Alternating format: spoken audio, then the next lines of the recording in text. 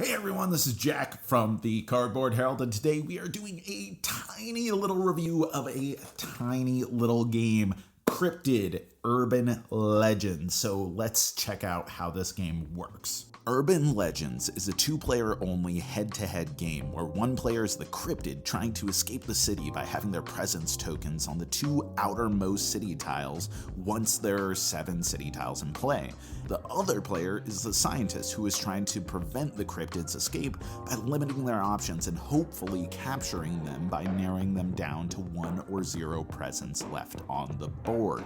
Both players interact with the game in the same way. Both have a deck with the same mix of 3 different types of cards that push sensor cubes from the round's active row to the round's inactive row. Once all cubes have been moved, the cryptid declares a feature, either a color combination of cubes or a number of cubes, and each tile in the now cube-laden inactive row that is both diagonally adjacent to one of their presence and matches the announced color combination or number of cubes between the 2 empty spaces beside it gets a new presence token. So the meat of the game is, as the cryptid, manipulating cubes so that multiple city blocks have a common matching feature and you can place out lots of presence, and as a scientist you are trying to eliminate as much commonality between the sensors surrounding city blocks as possible. But it doesn't end there. Every round, 2 new tiles are added, and the now cube-laden row becomes the new round's active row. Eventually, when there are 7 tiles, the scientist gets to remove 2 tiles from one side before adding new tiles, and in the latter half of the tile deck are 5 mysterious city blocks that populate with pink evidence counters, earned when the cryptid puts their presence on it or when the scientist removes them, which serves as the tiebreaker when the city block deck runs out if no one has already won the game. Okay, so one of the first things that popped out to me about Cryptid Urban Legends is that it has all the trappings, the thematic oeuvre of a hidden movement game without all the complication of a hidden movement game. That said, it does add its own layer of unique complications. The comparison, I think, makes sense. There's a thematic part of that, and also it feels like you're present on the board, when in fact this is more just like a abstract obstruction of one another rather than truly tracking any sort of hidden movement, which is cool. It's a fresh new take on this vibe using a completely different mechanical approach to exercise this thematic concept.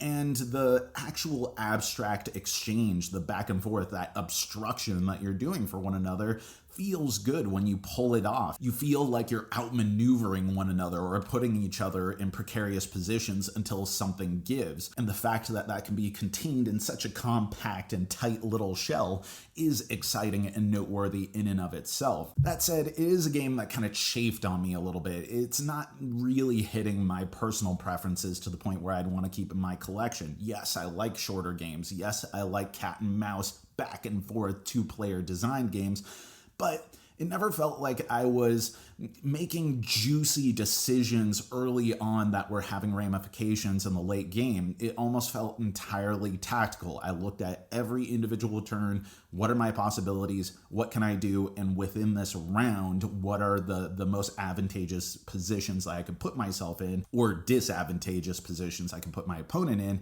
and not really thinking about how I'm going to approach the game structurally different than I did in any of the previous games. And I tend to like abstract games where I do feel like I have that sort of agency, the long-term strategic capability to make nuanced decisions now that have long-term ramifications down the road.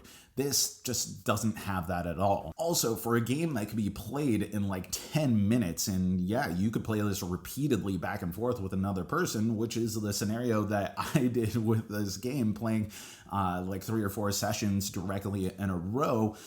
It is a game that is more complicated than it is complex. The ways in which you can intersect with the game, that you can interact with it, that you can manipulate it, are kind of few and far between, Yet, all of the rules associated with how you can maneuver the cubes, how you announce your features, what things you can remove from the board, how they're replaced, feels like the sort of baggage that would come with a much more complex and robust game than this actually is. But to be able to put a fresh mechanical face on this well-worn genre of hidden movement where virtually every game up until this point has been derivative of the ancient Scotland Yard, including some of my favorites like Whitehall Mystery or Hunt for the Ring, it is nice to have a mechanical alternative when you want that sort of vibe. Outside of that, the biggest selling points to me are that it's beautifully put together in this small box that has really nice components, and Kwanchai Moriya's artwork is outstanding as always, leaning into all these different genres and aesthetics that are really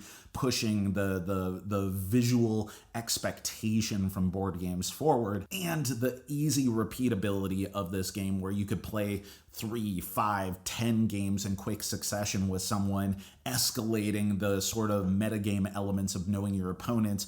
Are they going to do what I think they're going to do because I know that they have all the experience of the games that I've played up until this point, is something that this game can really easily provide. So if you're looking for an abstract game of mystery and obstruction and trying to outthink your opponent that is a completely fresh and novel new concept, and you don't need long-term strategy being a part of it, and you don't need a lot of depth, you just want tactical meat that you can capitalize on every single turn in a few but critical decisions, then Cryptid Urban Legends may just be the game for you, even if it is not the game for me. And that's it. That's our review. But I want to hear from you. What are some games that, from an academic perspective, you respect and you know are well-designed, well-put-together games that are going to be good for someone, even if they aren't necessarily the right thing from you? Put it in the comments below. And as always,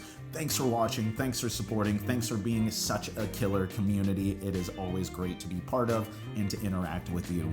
As always, I've been Jack for the Cardboard Herald.